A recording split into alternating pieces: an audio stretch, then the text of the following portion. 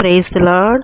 దేవునికి స్తోత్రం. మీకు అందరికీ కూడా ఈ ఉదయకాల శుభాభివందనాలు తెలియజేస్తున్నాను. దేవుని యొక్క కృప మీకు తోడైండును గాక. అనుదినము దేవుని యొక్క వాక్యమును మనం ధ్యానించుకుంటున్నాము. ఈరోజు దేవుని యొక్క వాక్కు దావీదు రాసిన కీర్తనల గ్రంథము 40వ అధ్యాయము 4వ వాక్యము. గర్విష్ఠులనైనను త్రోవ విడిచి అబద్ధముల తట్టు తిరుగు వారినైనను లక్ష్య పెట్టక యెహోవాను నమ్ముకొనువాడు ధన్యుడు. దేవుని బిడ్డలారా, ఇక్కడ ఒకరు గర్విష్ఠులు, రెండవ వారు త్రోవ విడిచేవారు, మూడవ వారు అబద్ధముల తట్టు తిరిగేవారు. ఇటువంటి వాళ్ళు నీ సొంతమైన, నీ స్నేహితులైన, నీ బంధువులైనా, నీ దగ్గర వాళ్ళైనా, ఎవరైనా ఇటువంటి లక్షణాలను కలిగి ఉన్నప్పుడు నువ్వు వాళ్ళని లక్ష్య పెట్టక దేవుని నమ్ముకో, యెహోవాను నమ్ముకో. నువ్వు ధన్యుడవు, ధన్యురాలు అవుతావు.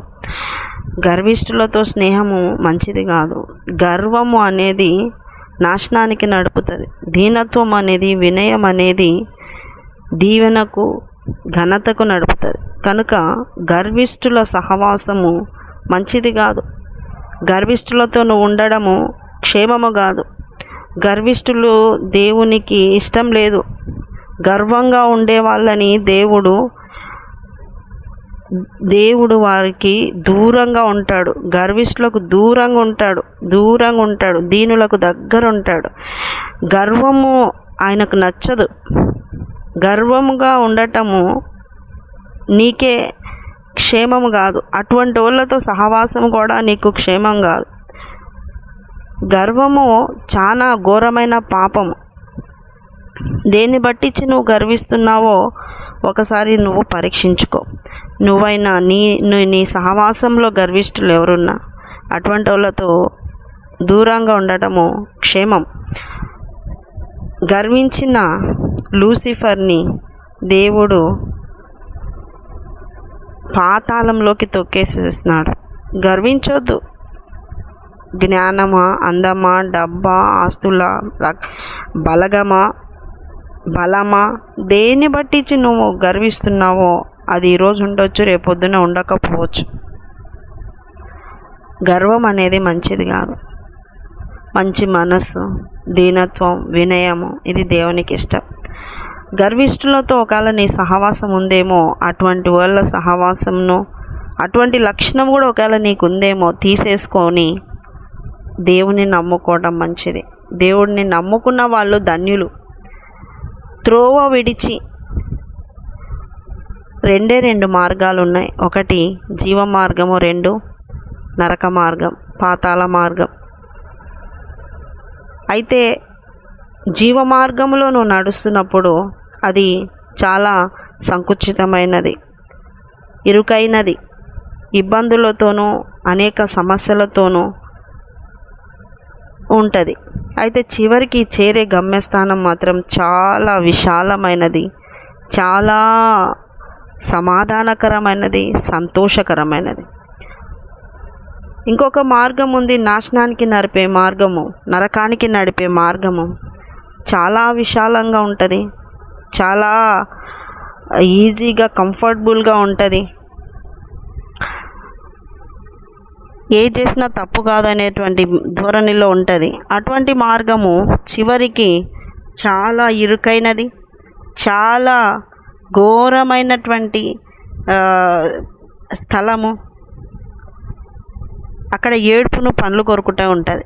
2 మార్గాలలో ఉన్నప్పుడు నువ్వు ఒకవేళ 2 మార్గాల్లో ఉన్నాయి, ఆ 2 మార్గాల్లో నువ్వు జీవ మార్గంలో నడుస్తున్నప్పుడు, దేవుని మార్గంలో నడుస్తున్నప్పుడు, సన్మార్గంలో నువ్వు నడుస్తున్నప్పుడు ఆ త్రోవను విడిచి వచ్చే మనసు నీకు రావద్దు. అలా త్రోవను విడిచిన వాళ్ళు నీతో సహవాసంలో ఉంటే నిన్ను కూడా ఆ త్రోవలో నుండి తప్పించేటువంటి పరిస్థితి వాళ్ళు కలిగిస్తారు. కనుక త్రోవ విడవకుండా చక్కగా దేవుని మార్గంలో, జీవ మార్గంలో నువ్వు నడవాలి. దేవుని నమ్ముకోవాలి. అది నీకు ధన్యత. అబద్ధముల తట్టు తిరుగువారు త్రోవ విడుస్తారు, అబద్ధాల తట్టు తిరుగుతారు. అబద్ధాలు, నోరు తెరిస్తే అబద్ధాలు, అబద్ధం ఆడొద్దు, అది చిన్నదే కదా, పెద్ద అబద్ధం ఆడలేదు కదా అనేవాళ్ళు, సమర్థించుకునే వాళ్ళు ఉంటారు. కానీ అబద్ధమునకు జనకుడు అపవాది. అంటే ఏ అబద్ధం అన్నా అది చిన్నది కానీ పెద్దది కానీ ఆ అబద్ధము వాడు ప్రేరేపిస్తాడు. కనుక అబద్ధాలు ఆడకూడదు. చిన్నదైనా మంచి స్వచ్ఛమైన పాలల్లో ఒక్క చిన్న చుక్క విషం పడితే పాలన్నీ ఎలాగా చెడిపోతాయో, విషపూరితమవుతాయో, దేవుని నమ్మిన హృదయము, దేవుని నమ్మిన బిడ్డలు నోటితో ఒక చిన్న అబద్ధమాన అది అంతరంగములో చాలా మచ్చ తీసుకొస్తుంది. కనుక అబద్ధముల తట్టు తిరగొద్దు. అబద్ధముల తట్టు తిరిగిన వాళ్ళను కూడా నువ్వు లక్ష్య పెట్టొద్దు. వాళ్ళను లక్ష్య పెట్టకుండా యెహోవాను నమ్ముకున్న వాళ్ళు ధన్యులు. రాజులైనా మనుషులనైనా కూడా ఎవరిని కూడా ఆశ్రయించకుండా దేవుణ్ణి ఆశ్రయించే వాళ్ళు ఎలా ధన్యులో, అలాగా ఈ గర్విష్ఠులు, త్రోవ విడిచే వాళ్ళు, అబద్ధాలు ఆడే వాళ్ళతో నువ్వు స్నేహం చేయడం కంటే, స్నేహంలో ఉండడం కంటే, వాళ్ళ సహవాసంలో ఉండడం కంటే వాళ్ళను లక్ష్య పెట్టకుండా వాళ్ళను విడిచిపెట్టైనా దేవుణ్ణి నమ్ముకోవడం నేర్చుకోవాలి. దేవుణ్ణి నమ్ముకోవడం దేవుడు నమ్మదగిన వాడు.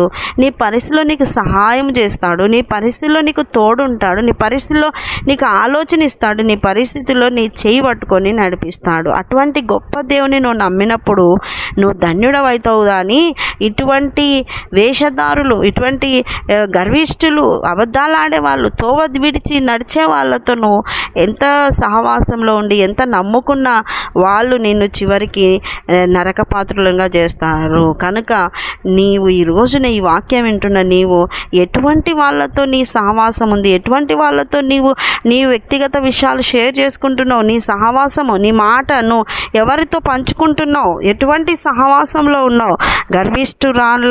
గర్విష్ఠులుగా ఉన్న వాళ్ళతోనా, ఇంకా అబద్ధాలు ఆడే వాళ్ళతోనా, త్రోవ విడిచి దేవుని సన్మార్గంను విడిచి లోక మార్గంలో నడిచే వాళ్ళతోనూ ఉన్నావేమో పరీక్షించుకొని.